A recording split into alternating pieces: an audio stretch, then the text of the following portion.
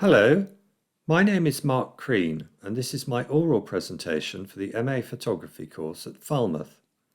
I'm going to tell you about some of the influences which have informed my practice to date, but more excitingly about where I hope to take my practice in future with my research project, Oxford at Night. First, how did I get here?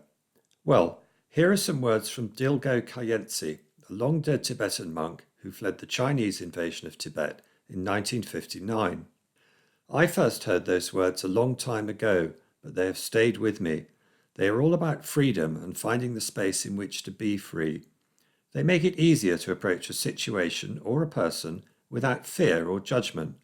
From that arises a sense of curiosity and collaboration, not me and them. And of course, space on its own is free and entrancing.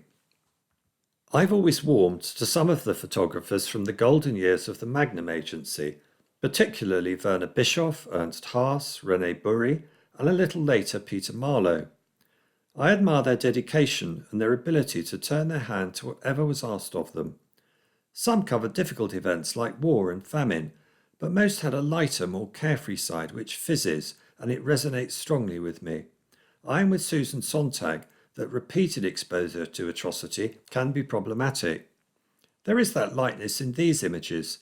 Given the dates, one can see in both the context of war and colonialism, but one can also see them as brilliant off-the-cuff images of a beautiful moment. These photographers have led me on to others, among them the Japanese photographer Dido Moriyama, the restless prowler of his native Shinjuku, here with his 1971 shot, Stray Dog, an image that was widely seen as a metaphor for Japan's post-war culture. Black and white photography has long been an interest and often a preference of mine. Practitioners like Moriyama helped me to start looking, really looking, at the frame as a composition of strong graphical elements, and perhaps even quite abstract. From Moriyama, I have tried to take spontaneity, the provisional, and a sense of impermanence. At this point, I'll introduce my own interest in street photography. It may be that street photography is 99% about failure in the view of Alex Webb, but I still love it. Perhaps I should also mention Susan Sontag's view that the photography is an armed version of the solitary walker, reconnoitering, stalking, cruising the urban inferno, the voyeuristic stroller. And it's true, I've done my share of that.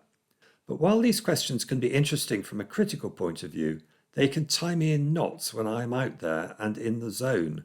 I prefer Moriyama's Stray Dog with a sharp tooth. Or in the words of Todd Hido, I work because I need to take a picture when I see it in front of me. Another influence has been the Belgian photographer Harry Griet. I love his quirky, surreal outlook. And like all good images, Griet's best ones take the ordinary and show us that it isn't ordinary at all. I would like to do that. It's Griet's approach to colour that really drew me, though. His practice suggests to me that if you're going to make it colour, then really make it colour. I still don't feel I've entirely come to terms with colour in my own practice, however. The key, I think, is finding a colour palette and a tonality that I am comfortable with. I'm hoping that this course will help me in my search. On a completely different note, an important part of my recent practice has been photographing animals. This was also my way of processing a family bereavement. Animals don't judge you, they just are, in all their graceful beingness. In fact, the results have turned out to be quite unexpected, and I would count some of the images I've made in the past 18 months as among the most fulfilling I've ever done. They've also showed me that in some ways I'm a frustrated portraitist, and that Robert Capa was right when he said, if your photographs aren't good enough, you're not close enough. However, putting one's energy into one area can produce unexpected results in quite another. My experience of working close up with animals led directly to a stint as an event photographer in the summer of this year, and that experience, much of it in sparsely lit churches and halls, led to an interest in low light and shadows. Soon I was reading In Praise of Shadows, an essay on aesthetics by the Japanese novelist Junichiro Tanizaki, and now I'm planning a low-light project called Oxford at Night. I don't think creative endeavours are ever really wasted. They just manifest in ways I might not foresee or understand at the time. So where does this all end? All the images, the great practitioners of the past, the thinking and the hopes?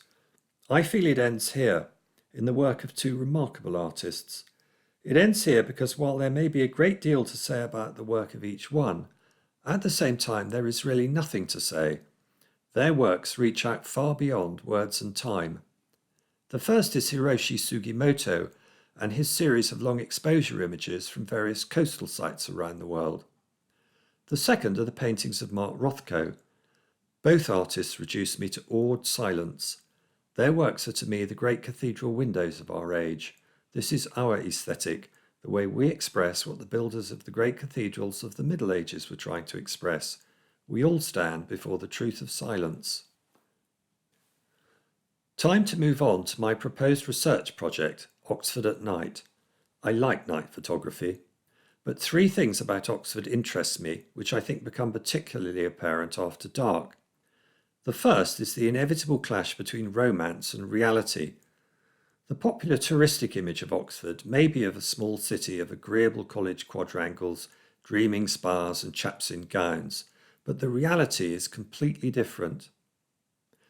Oxford today is a sprawling modern conurbation many times larger than that. It's a melting pot with a constantly shifting population of students, commuters, workers, and visitors from all over the world. However, one can still find here all the social issues which affect many other modern conurbations, but in Oxford, the gap between a privileged global elite and those left behind at the bottom of the pile is particularly severe. It once went under the quaint name of town and gown.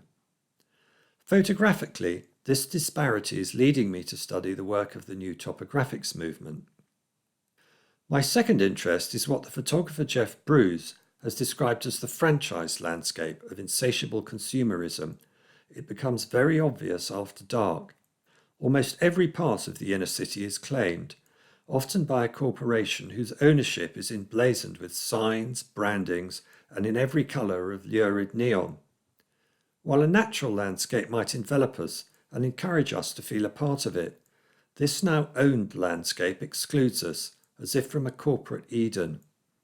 Often we can only approach the owned landscape through plate glass, barred gates, moats, and security guards. The cumulative effect is to render the onlooker a powerless bystander. You may be allowed in, but only if you can make the cut. No credit card? No Eden. Just as it was no Eden for the lonely passers-by and streetwalkers, noted by earlier night photographers such as Brassai and Brandt. My third interest is that night photography is inherently mysterious and voyeuristic, but then perhaps at night we are too. This is entering the territory of, for example, Route Blies, Luxembourg. Our senses are different. We see differently. Primal instincts kick in. We feel differently, more alert to solitude, emptiness, perhaps to danger, but at the same time we are trapped in the global city's world of fakery, the technology, the electric lighting, the endless corporate come-ons and money ramps. The global city after dark is at once real and not real, a thriving restaurant one day and an empty shell the next. It fills you with energy and disempowers you at the same time. By 2050, it's predicted that most of the humans on the planet will be living in cities. But the thing is, what is this insistent and inherently unreal franchised world doing to us? Do we even know? In the modern city at night, do we any longer know who we are? I think this is an extremely exciting project and I can't wait to take my practice further.